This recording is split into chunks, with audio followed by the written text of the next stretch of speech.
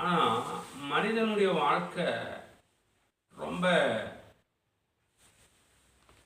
குறுகிய காலகட்டம்னு சொல்ல முடியாது, நீண்ட காலம்னு சொல்ல முடியாது.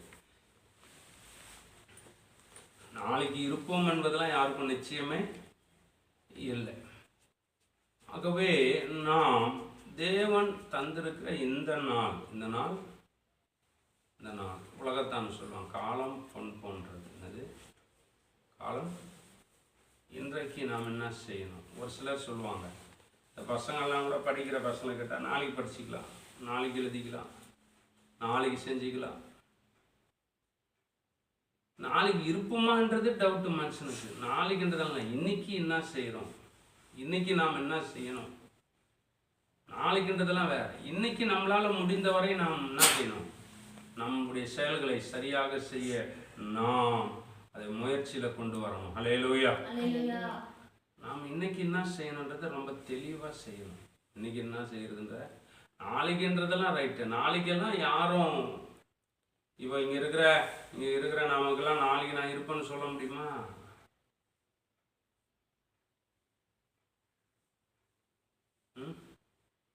நல்ல ஒரு பாட்டு இருக்குது. நீ வாழும் வாழ்க்கைதான் அது வாடகை வீடுதான், இந்த காலம் கொள்ளாதது உன்னை கர்த்தர் அழைக்கிறார், இந்த காலம் கொள்ளாதது அழைக்கிறார் அப்படின்னு. நம்ம இது வாடகை, இந்த நம்மளுடைய ஜீவன் கொடுத்ததுலாம் இது வாடகை. ஆண்டவர் சொல்றார், ஆவியை விடாது இருக்கிறதுக்கு மனுஷனுக்கு ஆவி மேலே அதிகாரம். ஐயோ நல்ல குழம்புலாம் வச்சுட்டேன், அது கொஞ்சம் சாப்பிட்டு வந்துடுறேன்னா விடுமா? வான்னா உடனே ஆவி என்ன பண்ணுவோம்? ஐயோ குழந்தை குட்டியெல்லாம் பெற்றுட்டேன், அதெல்லாம் வளர்த்துணும், கல்யாணம் பண்ணணும், கல்யாணம் பண்ணுற வரையும் இந்த பூமியில் விட்டு வைங்க, அப்புறம் வந்துடுறேன்னா விட்டுருவாங்களா? ஐயோ சின்ன வயசுலேருந்து ஓடி ஓடி ஓடி சம்பாதிச்சு பணமெல்லாம் சேர்ந்து பேக்கில் வச்சுருக்கிறேன், வீட்டில் மூட்டை மூட்டையாக கட்டி பீரோவில் வச்சுக்கிறேன், அதெல்லாம் கொஞ்சம் செலவு பண்ணி நல்லா அனுபவிக்கணும், கொஞ்சம் ஜீவனை கொடுங்க, நாளைக்கு வந்துடுறேன், இல்லை அடுத்த வாரம் வந்துடுறேன், அடுத்த மாதம் வரேன்னா விட்டுருமா? ஆண்டவர் கொடுத்த ஆவி வான்னு கம்மங்கண்டியமான போயிடும், அது பறந்து. ஹல்லேலூயா. இப்போ ரெண்டாவது அதில் அழகான ஒரு வசனம் சொல்றாரு பாரு, வாசிங்கள 6வது வசனம். வேஷமாகவே மனுஷன் திரிகிறான், விருதாகவே சஞ்சலப்படுகிறான், ஆஸ்தியை சேர்க்கிறான், யார் அதை வாரி கொள்ளுவான் என்று அறியான். இன்னைக்கு எத்தனையோ பெரிய பெரிய பணக்காரன் பெரிய பேலஸு மஸ்டம் கெஸ்ட் ஹவுஸ்லாம் கட்டி வச்சிருக்கிறான். இப்போ பெரிய பெரிய கெஸ்ட் ஹவுஸ்லாம் யார் தான் அனுபவிக்கிறது? அதில் வேலை செய்கிற தோட்டக்காரன், இல்லை அதில் இருக்கிற வாட்ச்மேனு, அதில் இருக்கிற வேலைக்காரி தான் என்ன பண்ணுறாங்க? அந்த வீட்டெல்லாம் அவன் அனுபவிச்சுன்னுக்கிறான். இவன் கட்டி விட்டு வருஷத்தில் ஒரு நாளோ இல்லை 6 மாதத்தில் ஒரு நாளோ போய் என்ன பண்ணுறான்? அங்கே போகிறான். ஏன் சேர்க்கிறான்னு தெரில. ஒரு சிலர் இவனை ஏமாத்தி அவனை ஏமாத்தி அங்கேயும் இங்கேயும் கொள்ளடிச்சு எவன் ஏமாறுவான், எவன் சொத்தை ஏமாற்றலாம், எவன் பணத்தை ஏமாற்றலாம், எவனுடைய நகையை ஏமாற்றலாம், என்னென்னவோ ஏமாற்றி சேர்த்து வச்சுக்கிற. நாங்கள் என்ன அனுபவிக்க போகிற? நானே சொல்கிறேன், இருக்கிறது ஒரு ஜான் வயிறு, இப்போ கோடி கோடியாக ஏமாற்றி சேர்த்து வச்சுக்கிறாங்க. யார் மாறின்னு போவான்? நீ போகும்போது தலைமையில அவனுக்கு கொண்டு போகிற நல்ல கழுவுடா. என்ன சொல்கிறான் இங்கேயே? அண்ணா ஒரு கூட அருடா. என்ன சொல்கிறான்? அண்ணா ஒரு கூட அருடா. ஐயோ இவர் நல்லா சேர்த்து வச்சுட்டாருப்பா. ஒரு 1 லட்ச ரூபா பணத்தை மேலேயே கொட்டி எடுத்து குறைக்க முடியுமா? அங்கேனா சொல்கிறான், அங்கே போயிடணும், இதெல்லாம் எடுத்து போடக்கூடாது, எடு எடு எடு எடு எடு. என்ன சொல்கிறான்? எடு எடு எடு எடுன்னு எடுத்துடுறாங்க. என்ன பண்ணுறாங்க? எடு எடுன்னு எடுத்துறாங்க. அப்போ கர்த்தர் சொல்றார் தாவீது. வேஷமாகவே ஒரு சிலர் பார்த்தீங்கன்னா பஞ்ச பரதேசியாவே சம்பாரிச்சு சாப்பிடாம வயிற்ற கட்டி வாயை கட்டி சேர்த்து வச்சுட்டு எங்க போறான்? அவன் அனுபவிக்கிறது இல்லை. ஒரு சிலர் பார்த்தீங்கன்னா வச்சுங்கிறது ஒரு புள்ளையோ இல்லை 2 புள்ளையோ, ஊரெல்லாம் ஏமாத்தி சொத்து சேர்த்து வைக்கிற. யார் அனுப்பா? அவங்க யார் வாரி கொண்டு போவாங்க? அல்லேலூயா. வேஷம் போட்டு வேஷமாகவே மனுஷன் விருதாகவே சஞ்சலப்படுறான். வேஷம் போடுற, வருத்தப்படுற, சஞ்சலப்படுற, ஐயோ நாளைக்கு இதை சேர்க்கணும், அங்கே போகணும், இங்கே வரணுன்ட்டு அப்படியே வாழ்கிற நாட்கள்ல அதுதான் பிரசங்கி சொல்றாரு. பூமியில மனுஷன் சாப்பிட்றது, அவன் சந்தோஷமாய் வாழ்வதை காட்டிலும் இந்த உலகத்துல ஒன்றையும் வேற ஒரு நன்மையும் காணும். அல்லேலூயா. ஆகவே கர்த்தர் நமக்கு நல்ல ஜீவன் பலன் தருவாரானால் இன்றைக்கு உள்ளதை நன்றாக தேவனுக்காக கிரியை செய்து தேவனுக்காக ஏதாவது ஒன்றை செய்து நாம் சந்தோஷமாய் இருப்பது தேவனுடைய அனுகிரகம். அல்லேலூயா. அதை நாம் செய்வோமானால் மீதியானதெல்லாம் கர்த்தர் தருவார். அல்லேலூயா. ஆகவேதான் தாவீது சொல்றார், வேஷமாக மனுஷன் தெரிகிறான், விருதாகவே சஞ்சலப்படுகிறான், ஆஸ்தியை மலை போல சேர்க்கிறான், யாரதையும் அவன் வாரிக்கொண்டு போவான். சேர்த்து வைக்கிறவர்கள் கடைசி நாட்கள்ல சேர்த்து வச்ச வெள்ளியும் பொண்ணா யாருக்கு போய் சேருமா? பேங்க்ல இருக்கிற பணங்கள்லாம் யாருக்கு போய் சேரும்? அந்திகிறிஸ்துக்கு போய் சேரும். அந்திகிறிஸ்துக்கு போய் சேரும் என்று சொல்லி நிறைய பேர் என்ன பண்றான்? சேர்த்து வச்சுன்னு தான் இருக்கிறான். அப்படிதானே? யார் வாரிக்கொள்வான்னா அந்திகிறிஸ்து வாரிக்கொள்வான் என்பது நிறைய பேருக்கு நிச்சயமா தெரியும். ஆனாலும் என்ன பண்ற? சேர்த்து வச்சுன்னு இருக்கிற. சேர்த்து வை. ஒரு நாள் இருக்குது உனக்கு. வெள்ளியும் பொண்ணும் ரோட்ல கொட்டி அழுகுற ஒரு நாள் உண்டு. அல்லேலூயா. அல்லேலூயா. ஆகவே சஞ்சலப்படாம வருத்தப்படாம கர்த்தர், அதான் பவுல் சொன்னார், உண்ணவும் உடுக்கவும் உங்களுக்கு உண்டாயிருந்தால் போதும் என்று எண்ணுங்கள். அல்லேலூயா. அல்லேலூயா. ஆகவே அப்படியே நம்ம வாழ்வோம். கர்த்தர் நம்மை நிரப்ப அவர் வல்லவர். அல்லேலூயா. ஆகவேதான் அவர் சொன்னார், முதலாவது அவனுடைய ராஜ்யத்தையும் நீதியும் தேடுங்கள், பின்பு இவ்வளவுலாம் உங்களுக்கு கூட கொடுக்கப்படும். நாளைக்கு என்பதை குறித்து என்ன பண்ணாத, கவலைப்படாதப்பா. கர்த்தர் பரமபிதா உங்களுக்கு என்ன வேண்டியது என்றவர் அறிந்திருக்கிறார். அல்லேலூயா. அல்லேலூயா. கர்த்தர் அப்படியே நமக்கு உண்டானது எல்லாவற்றையும் ஆசீர்வதித்து நமக்கு தர வல்லவர். தொடர்ச்சியாக நாம் அந்த ஜபங்களை குறித்து நாம் பார்த்து கொண்டிருக்கிறோம். ஸோ ஃபர்ஸ்ட் 6ஆம் அதிகாரம் 9ஆம் வசனத்தை நீங்க வாசிங்க. நீங்கள் ஜபம் பண்ண வேண்டிய விதமாவது, பரமண்டலங்களில் இருக்கிற எங்கள் பிதாவே, உம்முடைய நாமம் பரிசுத்தப்படுவதாக, உம்முடைய ராஜ்யம் வருவதாக, உம்முடைய சித்தம் பரமண்டலத்திலே செய்யப்படுகிறது போல பூமியிலும் செய்யப்படுவதாக. எங்களுக்கு வேண்டிய ஆகாரத்தை இன்று எங்களுக்கு தாரும். எங்கள் கடனாளிகளுக்கு நாங்கள் மன்னிக்கிறது போல எங்கள் கடன்களை எங்களுக்கு மன்னியும். எங்களை சோதனைக்குட்பட பண்ணாமல் தீமையினின்று எங்களை ரட்சித்துக் கொள்ளும். ராஜ்யமும் வல்லமையும் மகிமையும் என்றென்றைக்கும் உம்முடையவைகளே. ஆமென். ஆமென். அல்லேலூயா. ஆண்டவர் தன்னுடைய சீஷர்களுக்கு சொல்லிக் கொடுத்த ஜபத்தின் விவரம் இங்கே சொல்லப்பட்டிருக்கிறது. அதில் ஏற்கனவே நாம் ஃபஸ்ட்டு பார்த்தோம்.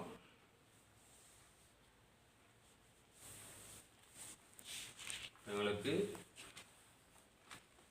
தாரும் வேண்டியவைகளை ஆகாரத்தெல்லாம் எங்களுக்கு தாரும். எங்கள் கடனாளிகளுக்கு நாங்கள் மன்னிக்கிறது போல எங்கள் கடன்களை எல்லாம் எங்களுக்கு மன்னியும் தாரும் அப்படின்னு கேட்கறது தான் இது விண்ணப்பம். என்னது? விண்ணப்பம். தாரும், கொடும், மன்னியும் சொல்றதெல்லாம், கொடும் எங்களுக்கு தாங்கப்பா, தேவைகள் இருக்குது அப்படின்னு நம்ம கேட்குறோம்ல, கொடும் தாரும் அப்படின்றதெல்லாம் என்னது? விண்ணப்பம். பிரதானமாய் சொல்லுகிற ரெண்டு ஒன்று தானங்க. நான் பிரதானமாய் சொல்லுகிற 2ஆம் அதிகாரம் 1ஆம் வசனம். புத்தி என்னவெனில் எல்லா மனுஷருக்காகவும் விண்ணப்பங்களையும் ஜபங்களையும் வேண்டுதலையும் ஸ்தோத்திரங்களையும் பண்ண வேண்டும். ஹல்லேலூயா.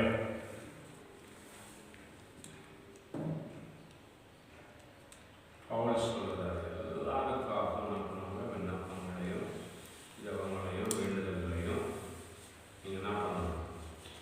செய்யணும். இப்போ ஆண்டவர் சொல்ற ஒரு பெரிய காரியம் இதுவாக மோசேயின் நாட்களையும் முதலாவது தேவன் சொன்ன ஒரு பெரிய காரியத்தை நீங்க வாசிங்க. யாத்திராகமம் 30ஆம் அதிகாரம் 34.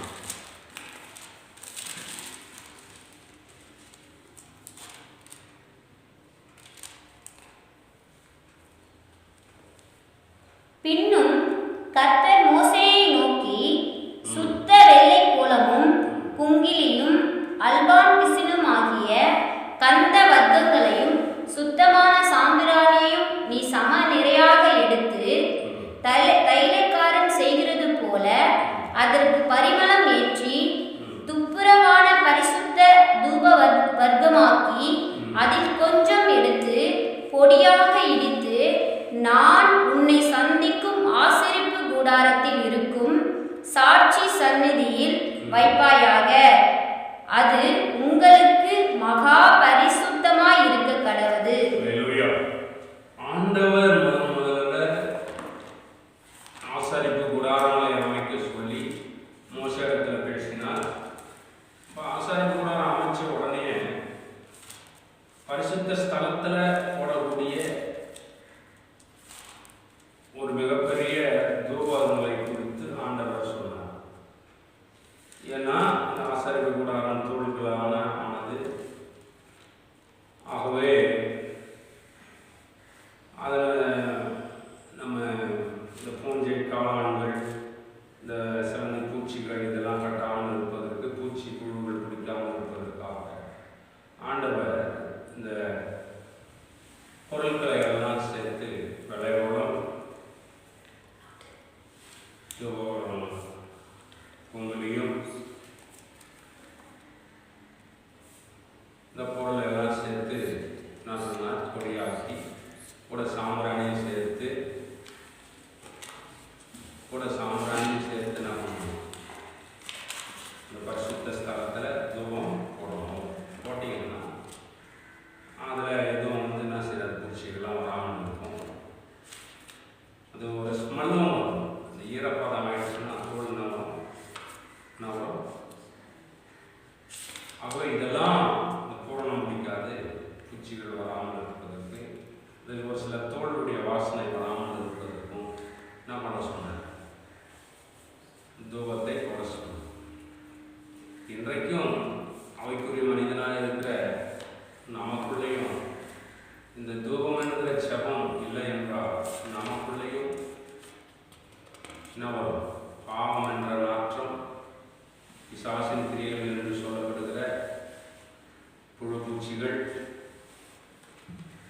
இதெல்லாம் இருதயமாகிய நம்முடைய ஆலயத்திலையும் வரும் என்று அறிந்துதான் எப்பொழுதும் நம்முடைய தூபம் என்ன செய்யும்? ஜெபம் கர்த்தரை நோக்கி ஏறெடுக்க வேண்டும். அல்லேலூயா.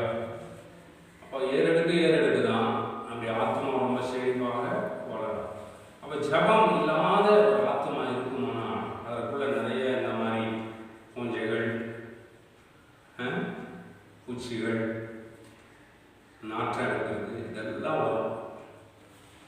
அந்த உலகபரமான பாவங்கள், பிசாசின் தந்திரங்கள், இச்சைகள், ஆசைகள், உலகத்துக்குரிய காரியங்கள்லாம் ஒரு ஆத்மாவோட வந்துடும். ஆகவே எப்போது நம்ம ஜபத்தினால நம்ம இருதயத்தை காத்து கொள்வோமானால் நம்ம ஆத்மாவும் ஒரு வெற்றியுள்ள ஆத்மாவாய், பரிசுத்தமுள்ள ஆத்மாவாய் கர்த்தர் நம்மை பாதுகாப்பார். அல்லேலூயா. ஆகவே இதுல 4 பகுதிகளாக இருக்கிறது ஜபங்கள்: விண்ணப்பம், வேண்டுதல், துதி, ஜபம். அல்லேலூயா. ஆகவே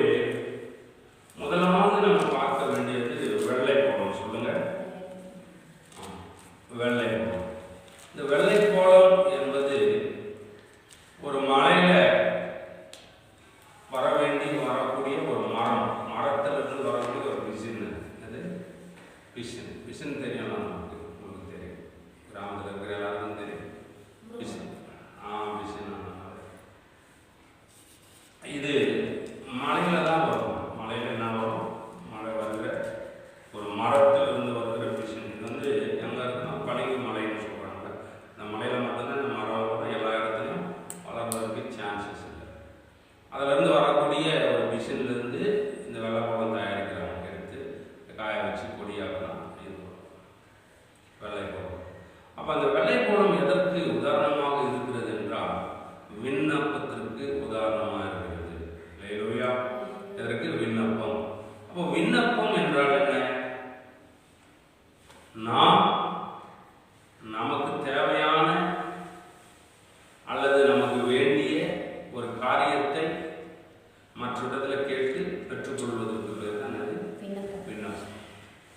இப்போ வேலை செய்கிற ஒரு கம்பெனியோ இல்லை படிக்கிற ஒரு ஸ்கூல்லையோ இல்லை கல்லூரியிலையோ இல்லை ஒரு பெரிய அதிகாரிகள் இடத்துலையோ நம்ம ஒரு உதவிகள் தேவைப்படும் பொழுது அவர்களுக்கு நாம் கடிதம் மூலமாக அல்லது வாய் மூலமாக சொல்லுகிற, நமக்காக சொல்லுகிற ஒரு காரியம் தான் அதனுடைய பெயர் தான் இது விண்ணப்பம். என்னது? விண்ணப்பம். அப்போ இந்த வெள்ளை கோலம் விண்ணப்பத்திற்கு உதாரணமாக இருக்கிறது. அல்லேலூயா. அல்லேலூயா. இந்த விண்ணப்பத்தை செய்யும் பொழுது உலகத்துக்கே நம்ம ஒரு கலெக்டர்கிட்ட ஒரு மனு கொடுக்கணும்னா என்ன செய்யணும்?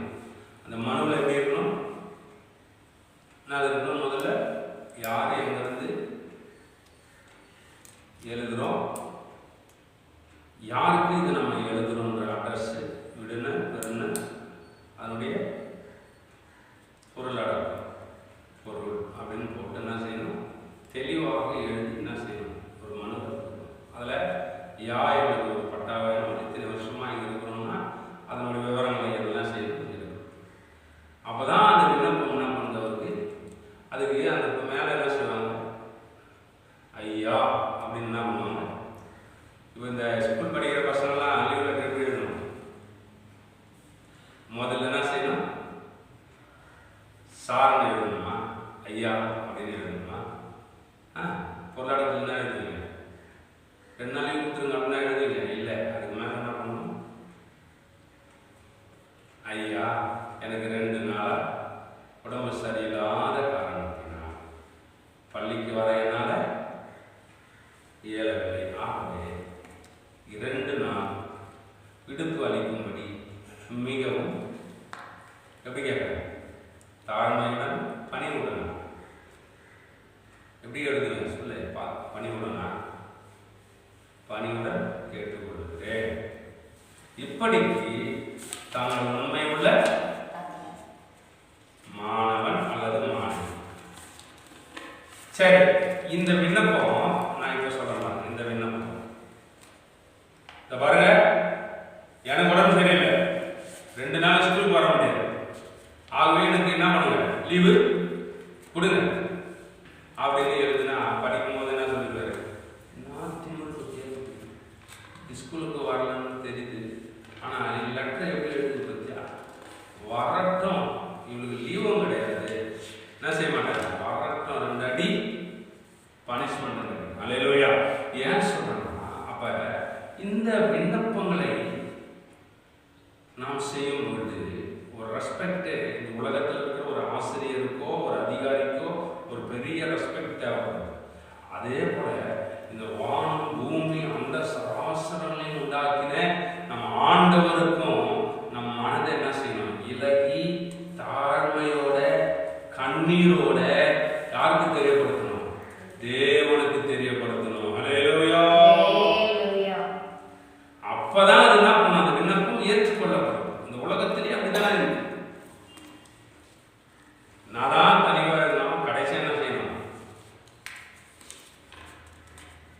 தாழ்மையை வெளிப்படுத்தி என்ன பண்ணணும்? கையை போட்டாதான் லீவ் லெட்டர் என்ன பண்ண பாஸ் பண்ணப்படுது. அதே போல ஆண்டவரிடத்துல இந்த விண்ணப்பங்களை செய்யும் பொழுதுனா நம்ம மனசுல தாழ்மை, சொல்லுங்க, தாழ்மையா விண்ணப்பம்.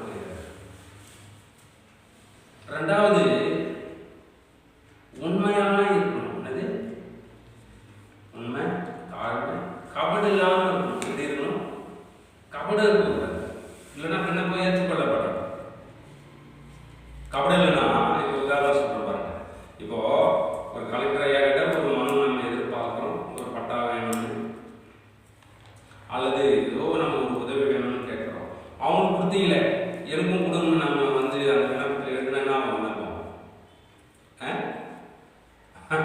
அவர் சொல்றாரு, ஏமா இது சரியான இது பிடிச்சதான் மாட்டேங்கிறோம், பார்க்கலாமா அப்படின்னு சொல்லி என்ன பண்ணுவாரு, நிலுவையில் வைப்பார். ஆகவே இந்த விண்ணப்பங்களை கடவுளிடத்துல நம்ம ஏறெடுக்கிற பொழுது எப்படி இருக்கணும்? கபடு இல்லாம தாழ்மையோட, சொல்லுங்க, கபடு இல்லாம தாழ்மையோட விண்ணப்பங்களை என்ன பண்ணணும்? ஏறெடுக்கணும். பேரு சொல்ல தாழ்மை உள்ளவர்களுக்கு தான் கிருபை அளிக்கிறது. இந்த கிருபை இரக்கத்திற்கு மேலானது. அல்லேலூயா.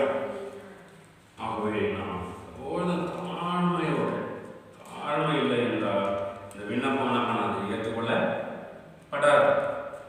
விண்ணப்பம் ஏற்றுக்கொள்ளப்படாது. அதுபோல கடவுளிடத்தில் விண்ணப்பம் செய்கிற நாம ரொம்ப தாழ்மையா,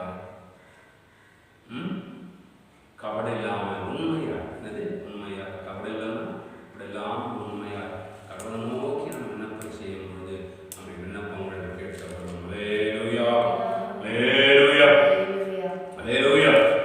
சங்கீதம் புஸ்தகம் 17ஆம் அதிகாரம் 1ஆம் வசனத்தை நீங்க பார்த்தீங்கன்னா தாவீது சொல்றார். சங்கீதம் 17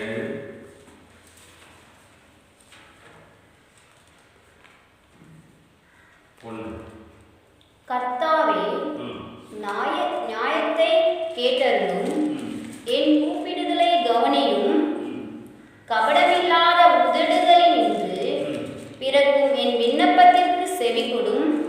என்ன சொல்றாரு?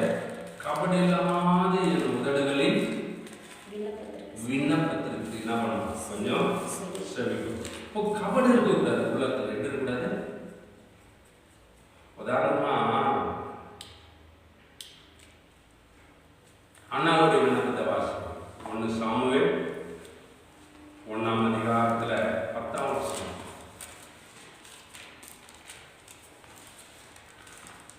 1 சாமுவேல்.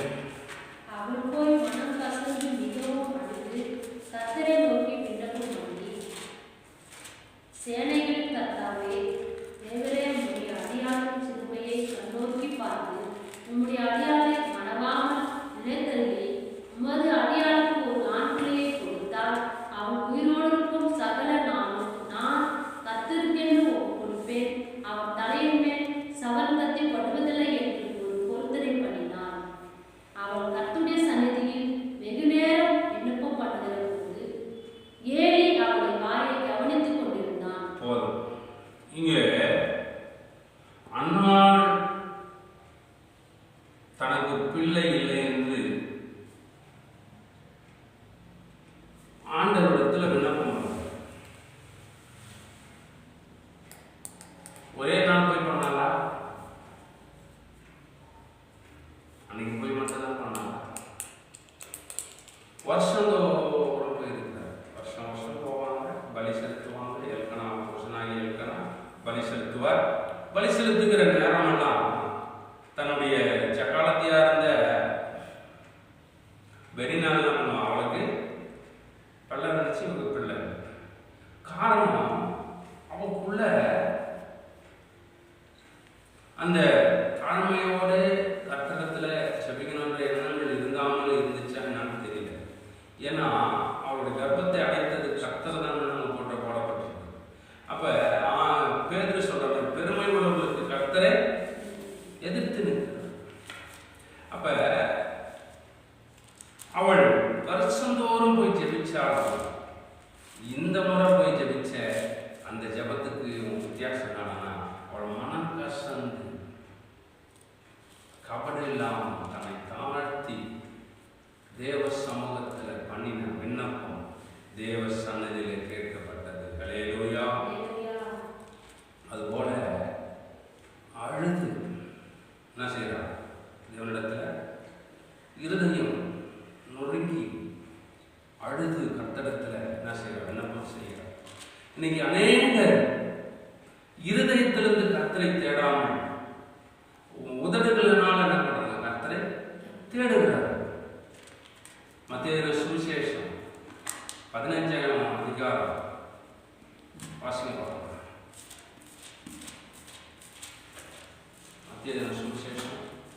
15ஆம் அதிகாரம்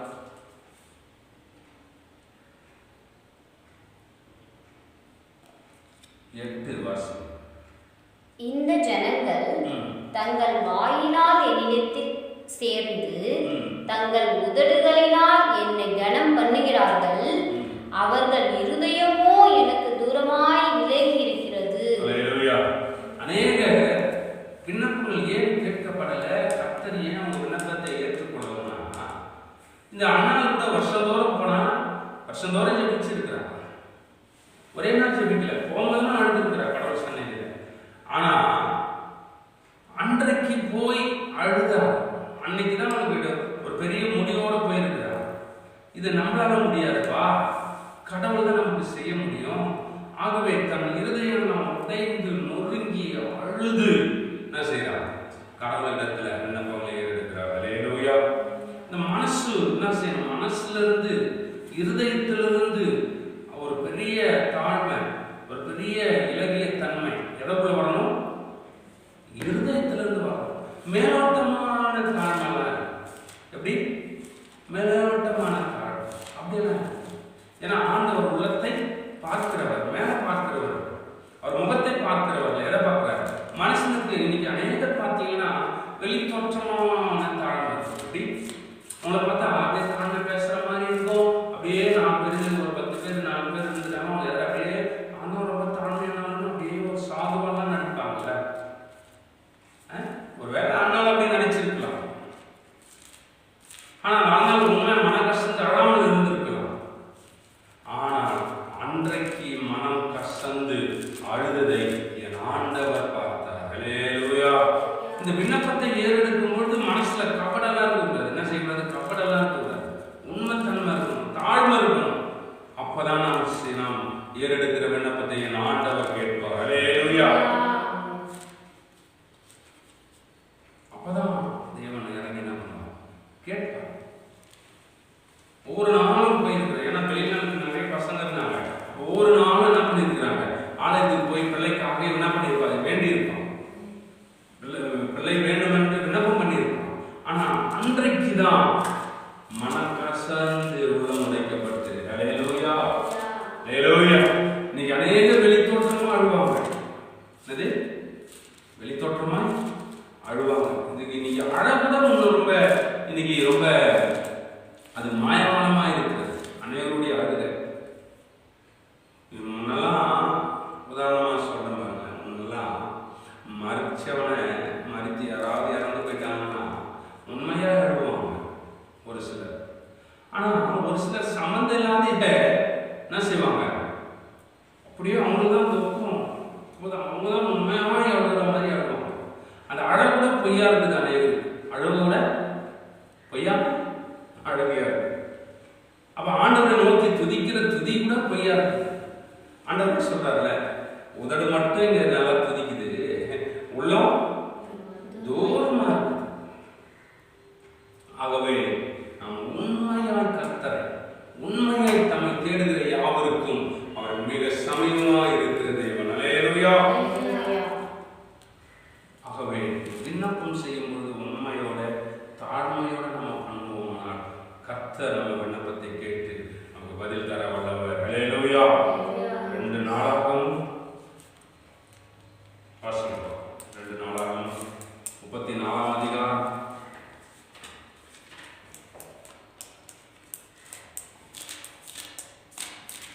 27வது வசனம்.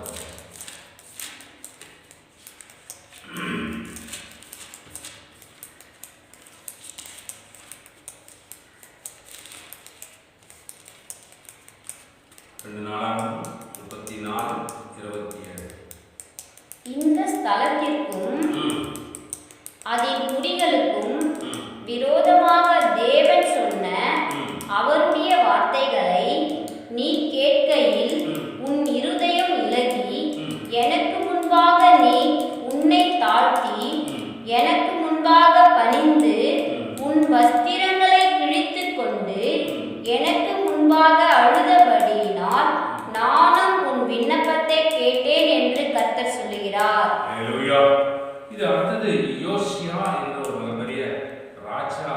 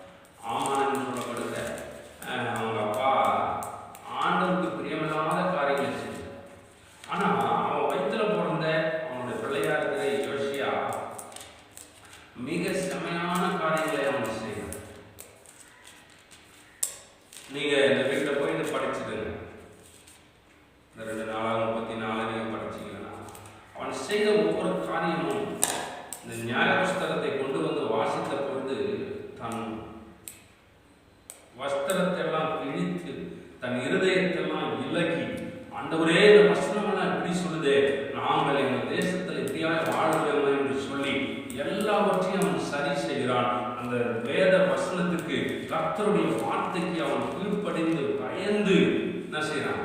நடுங்கி ஒரு பிரார்த்தனை செய்கிறான், விண்ணப்பத்தை செய்கிறான். ஆண்டவரே என் மேல இரக்கமா இறங்குங்க என்று அவன் வேண்டின போது தாழ்ந்தான், மனசு இலகி போகுது. இன்னைக்கு அநேக வசனத்தை கேட்டு கூட அந்த தாழ்மை, அந்த எளிமை என்பதை மறந்து விடுகிறார்.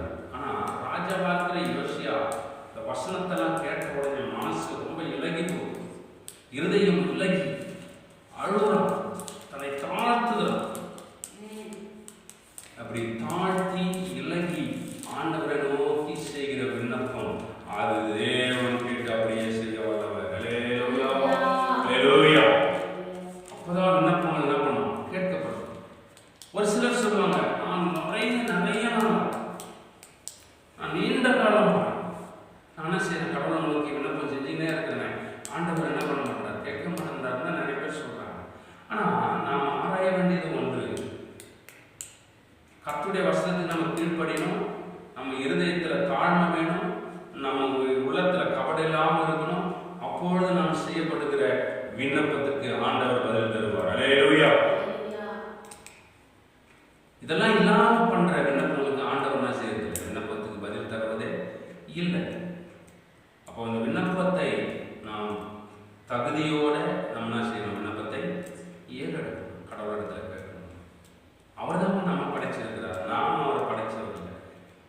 கடவுள் தான் நம்ம படைச்சிருக்கிறார், கடவுளால் தான் எல்லாம் செய்ய முடியும் என்பதை நம்ம நினைச்சு ரொம்ப தாழ்மையோட யோசியாவோட வாழ்க்கையில அவன் பாருங்க, ராஜாவா இருந்தாலும் ரொம்ப நீங்க தான்பான்னு சொல்லி அழுது கடவுளிடத்துல விண்ணப்பத்தை ஏறெடுக்கிறான். அல்லேலூயா.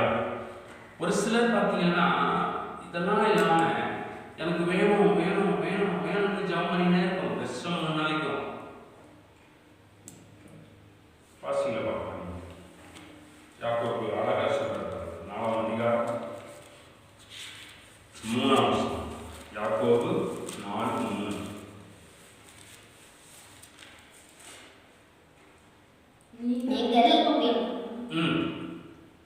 நீங்கள் விண்ணப்பம் பண்ணியும் உங்கள் இச்சைகளை நிறைவேறும்படி செலவழிக்க வேண்டும் என்று தகாத விதமாய் விண்ணப்பம் பண்ணுகிறபடியினால் பெற்றுக்கொள்ளாமல் இருக்கிறீர்கள்.